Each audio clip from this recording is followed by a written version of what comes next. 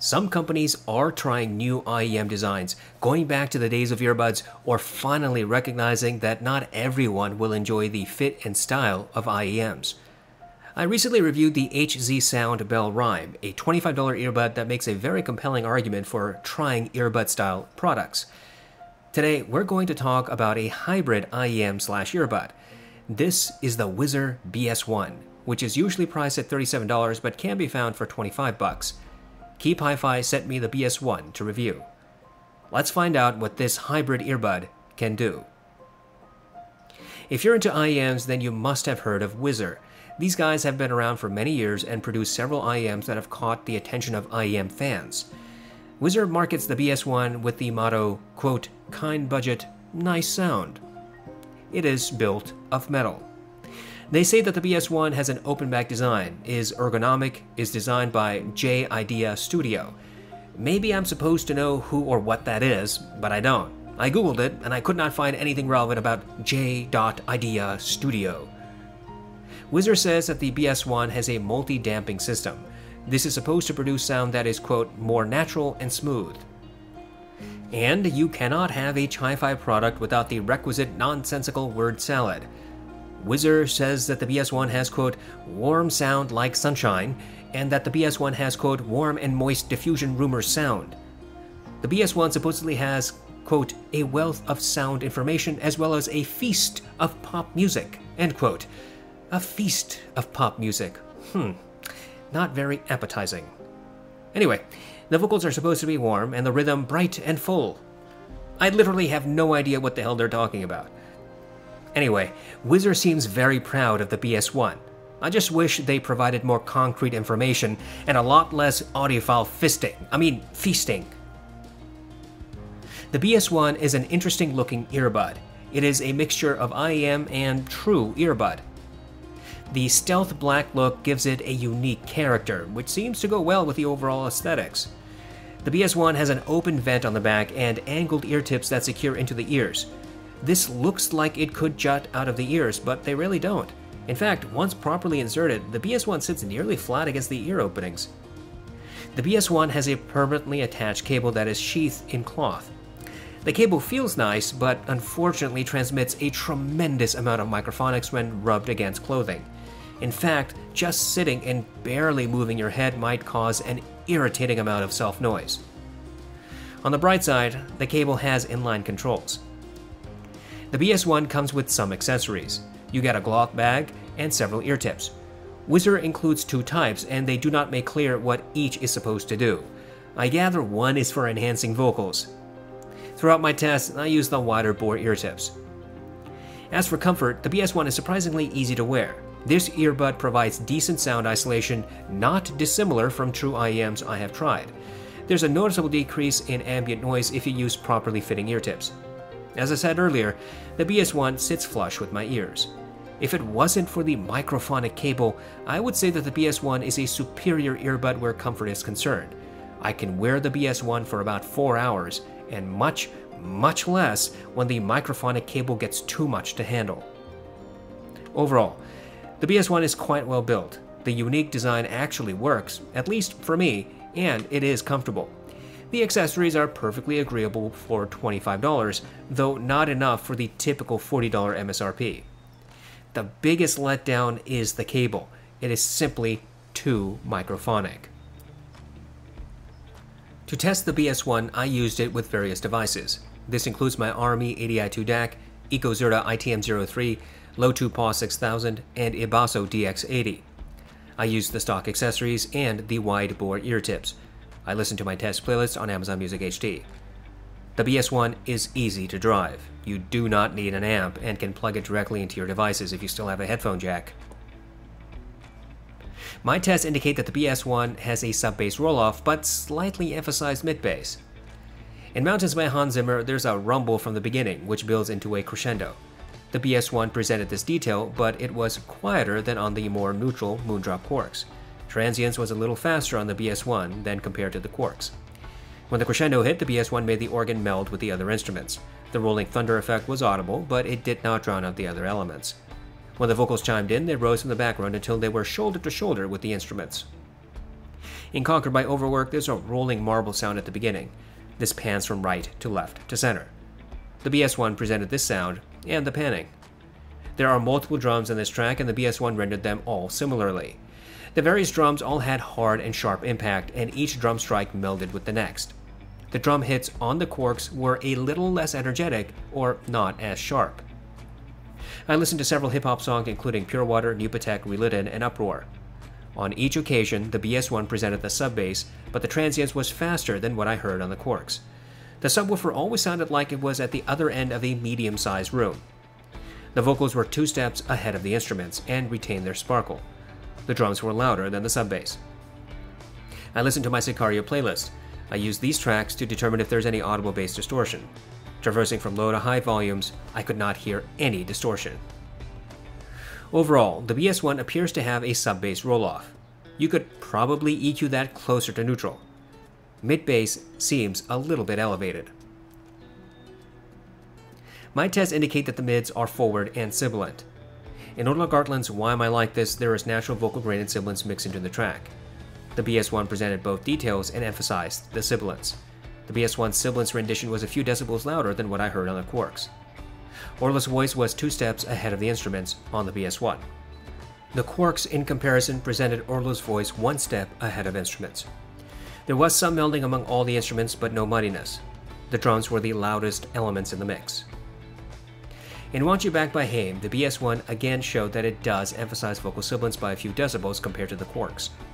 At 8 seconds into the track, the primary singer says the word "we" and drags it out, making it sound gravelly. The BS1 rendered this detail. There are 2 backup vocalists, one in either channel. The BS1 at first presented all 3 vocalists clearly with their individual tonalities. When the instruments played at maximum, the backup vocalists melded into one voice. The drums, bass, guitar, and piano all melded.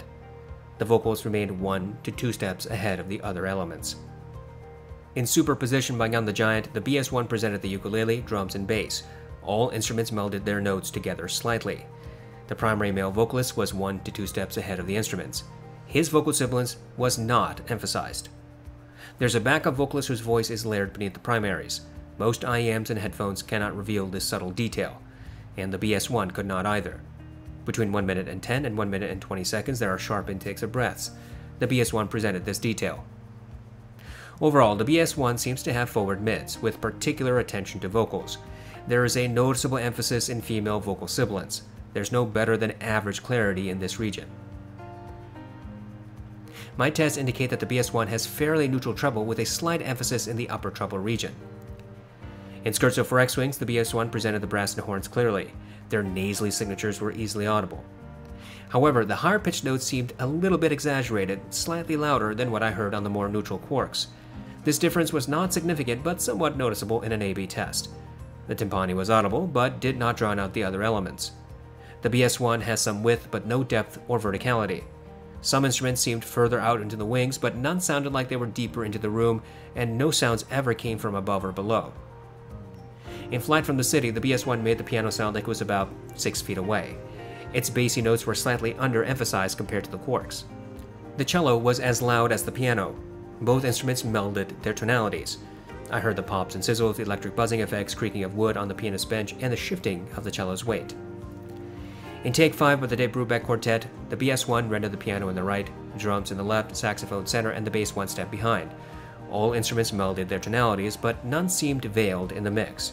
The saxophone was the loudest, most obvious element in the mix. The saxophone's higher pitched notes were slightly louder than what I heard on the Quarks.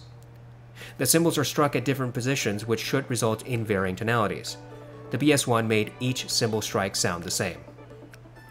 Overall, the BS1 seems to have close to neutral treble. There is a slight upper treble emphasis. There's no harshness in the treble region, even at high volumes. Wizard does not say anything about the detail ability of the BS1. They do make a vague statement about getting, quote, a wealth of sound information, but who really knows what they're talking about? Throughout my time with the BS1, I heard details that I have heard on many other IEMs. Obvious details are always present and easily noticeable. Subtle details are hard to find. Nuances in a mix, such as the sound of a vocalist wetting their lips before starting the next verses, will not be audible. unless those types of details were pushed forward during the mixing process. In fact, my experience with the BS1 was pretty run-of-the-mill. Creaking of wood, shifting of a cello's weight, sharp intakes of breaths, multiple vocalists, twangs of guitar strings, nasally signatures of brass and horns. These types of details are clear.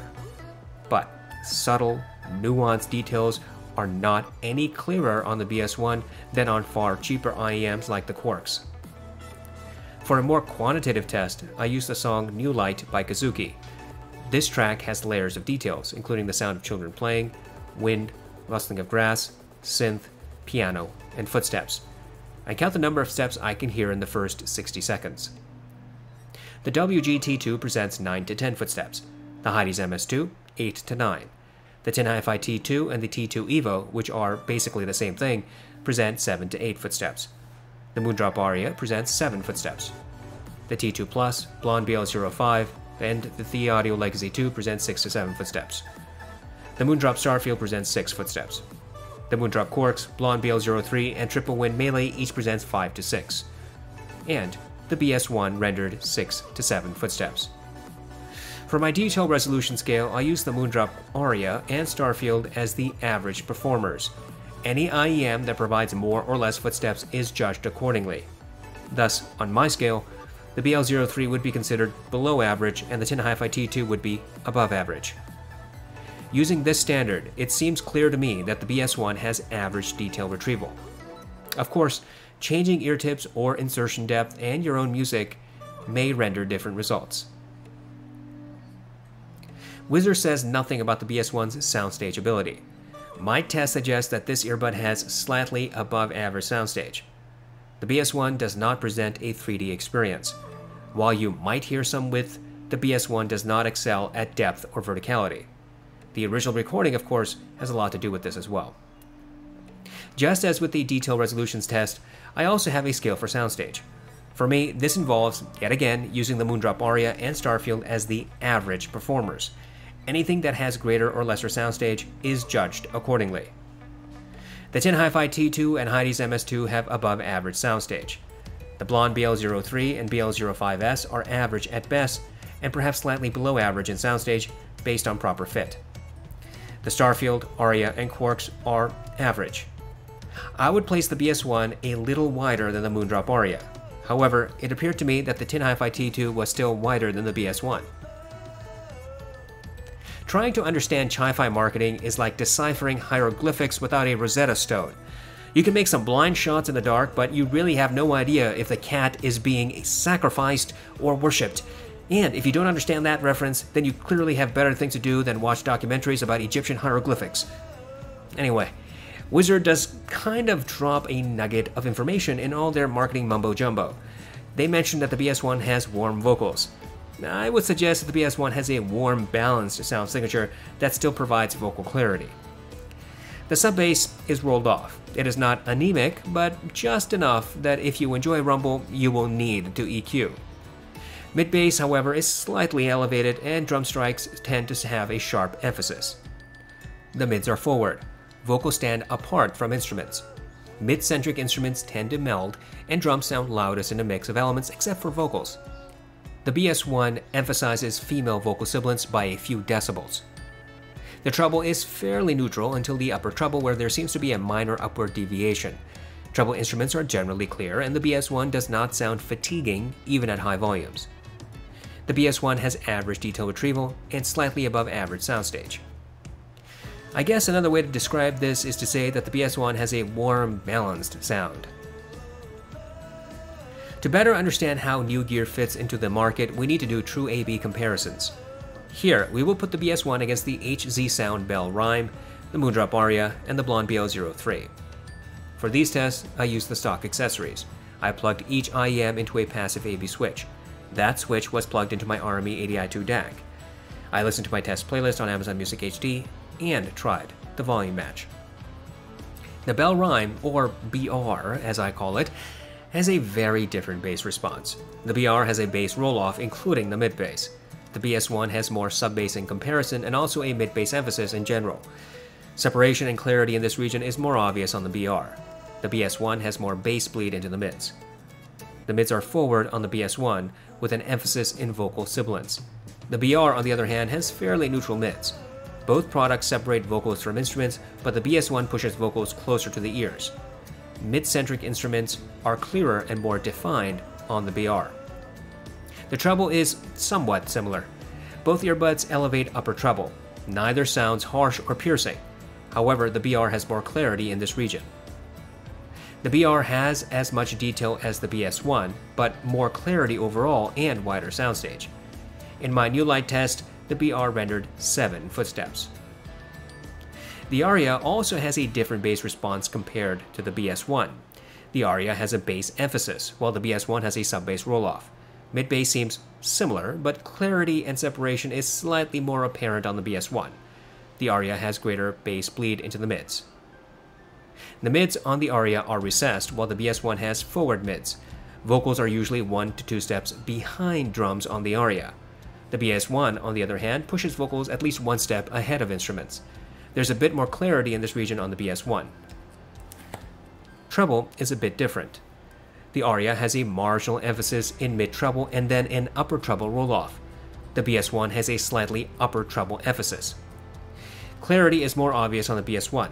Separation of instruments is clearer on the BS1. The BS1 has about as much detail as the Aria. However, the BS1 is nearly always clearer in presenting those same details. The BS1 has slightly wider soundstage. The BL03 has a significant bass emphasis, irrespective of which IEM you compare it to. It is patently obvious when listening against the BS1. The BL03 has noticeably longer reverberation, considerably less clarity than the BS1. The BL03 also has more bass bleed into the mids. The mids are also different.